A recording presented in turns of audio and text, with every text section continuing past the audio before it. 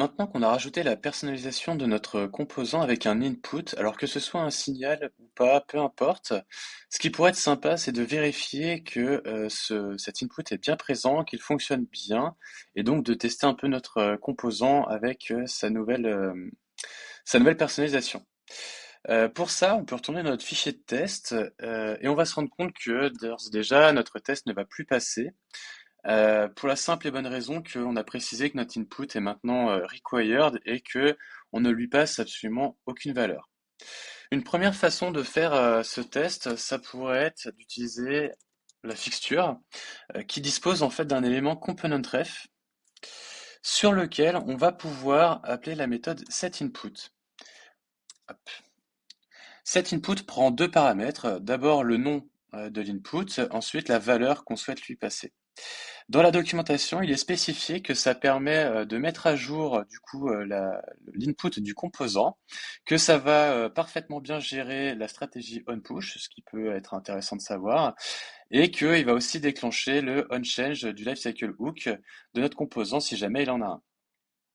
Voilà, donc avec ça déjà, on n'aura plus cette erreur-là, on a bien fait ce qui était demandé. En revanche, notre fixture va casser parce que donc ici on passe plus la fixture exclusivement comme avant, on passe l'élément, vraiment le contenu HTML que l'on souhaite tester. Et donc ça le raccourcit un petit peu parce que finalement la fixture en tant qu'objet ne nous intéresse pas tellement si elle change. Ce qu'on souhaite assurer, c'est que le contenu est bien le bon. Alors ça c'est très bien. On a testé que notre input blabla avec BlablaWorks, ça rendait bien le bon résultat. Mais en même temps, qu'est-ce qui empêcherait quelqu'un de faire quelque chose comme cela? Absolument rien. Les tests continueraient de passer et ça serait quand même un petit peu embêtant. Alors vous allez me dire que je suis en train de faire quelque chose de foncièrement stupide et vous avez totalement raison. Sauf que là on est sur un cas un peu bête, mais en même temps, dans la réalité, c'est des choses qui peuvent arriver par mégarde, par inattention, par ce qu'on veut. Et donc comment on fait pour s'assurer que ça marche bien? Eh bien on va écrire un second test avec une autre valeur. Alors, hop, second test.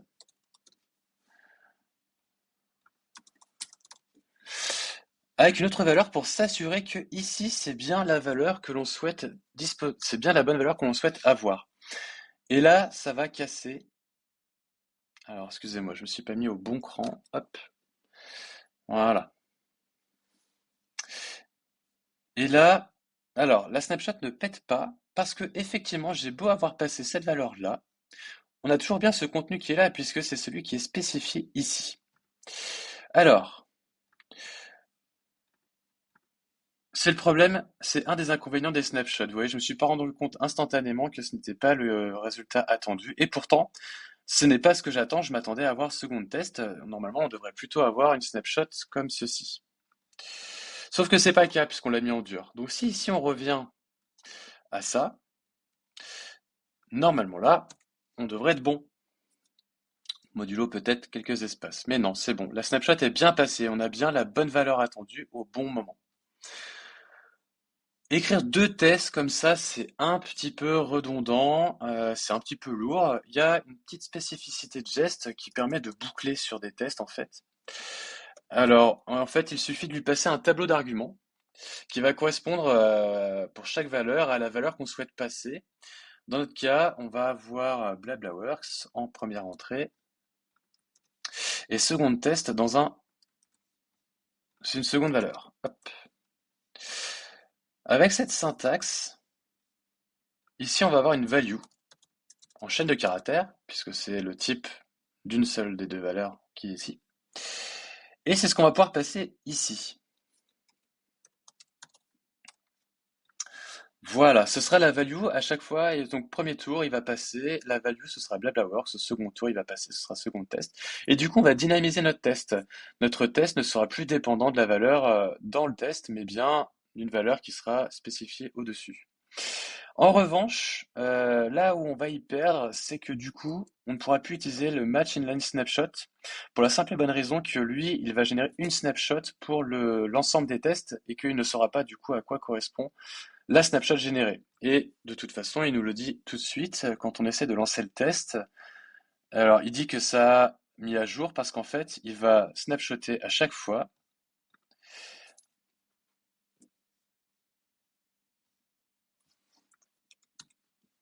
Et en fait, il garde la dernière valeur. Voilà. Et là, si on repasse une deuxième fois qui reboucle bien sur l'intégralité des tests, en fait, on voit que le premier pète parce que la valeur n'est pas celle attendue. On s'attend vers Blablabox. C'est vrai. Une solution, si on souhaite garder les snapshots, c'est de ne plus passer en inline snapshot, mais en snapshot tout court. Donc, c'est-à-dire la snapshot générée dans un fichier séparé.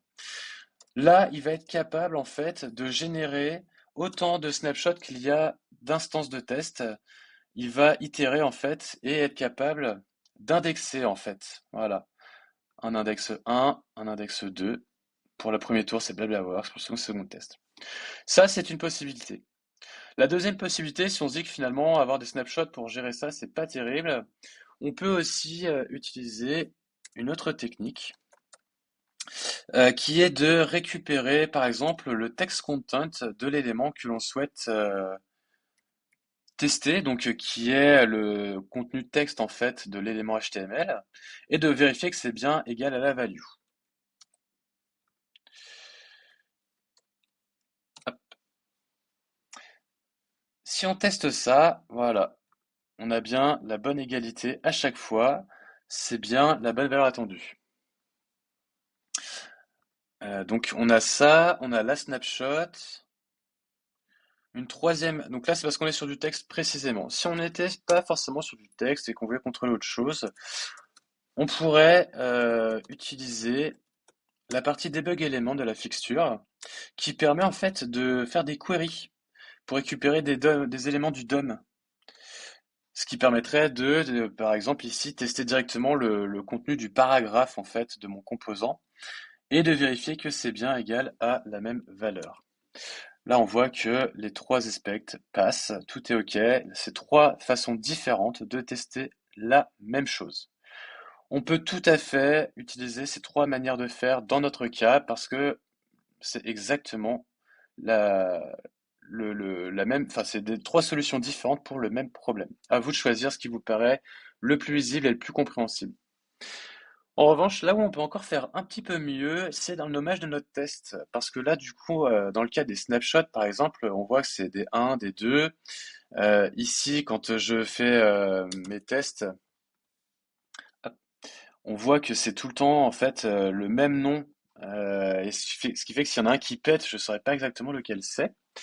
Dans le cas où on a fait un each sous forme de tableau, comme ça, avec Jest, on peut tout à fait passer en fait des arguments dans le titre en %s, %j. Alors il y a d'autres, c'est des strings paramétrés en fait, qui va récupérer selon le type de la value et le type que vous souhaitez afficher, l'afficher dans le titre. Hop. Ce qui fait que dans les noms des tests, voilà, on aura la value qui s'affiche. Donc je coordonne blabla component, blabla works, second test. Ce qui est beaucoup plus facile pour la partie debug, c'est plus facile pour s'y retrouver. On perd moins de temps à chercher et à comprendre. La subtilité, par contre, c'est qu'au niveau des snapshots, il n'a pas écrasé les existantes, il en a recréé de nouvelles puisque elles n'ont pas le même nom. Alors, c'est pas très grave sur le principe. La seule subtilité, c'est que du coup, il faut quand même faire attention que les snapshots générés soient bien celles attendues, parce que du coup, il n'y a pas de contrôle de comparaison avec la version précédente. Et il faut faire attention à bien supprimer celle-ci, parce que de toute manière, à un moment donné, il va râler quand il va exécuter l'ensemble des tests. Alors, peut-être pas là précisément. Mais si vous exécutez tous vos tests, en fait, il va dire que vous avez des snapshots obsolètes. Et qui, du coup, veut dire que vous avez des snapshots qui existent, mais qui ne correspondent plus à aucun cas de test. Donc, il faut bien penser à les supprimer. On évite le code mort et même Jest, de toute façon, l'exige. C'est important. Ça, c'était la première façon de tester notre composant. Il existe également la méthode du host component. La méthode du host component, c'est quoi? C'est finalement d'essayer de simuler la manière dont serait appelé notre composant dans un parent.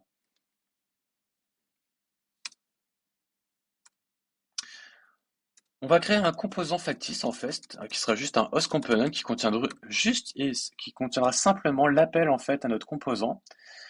Hop,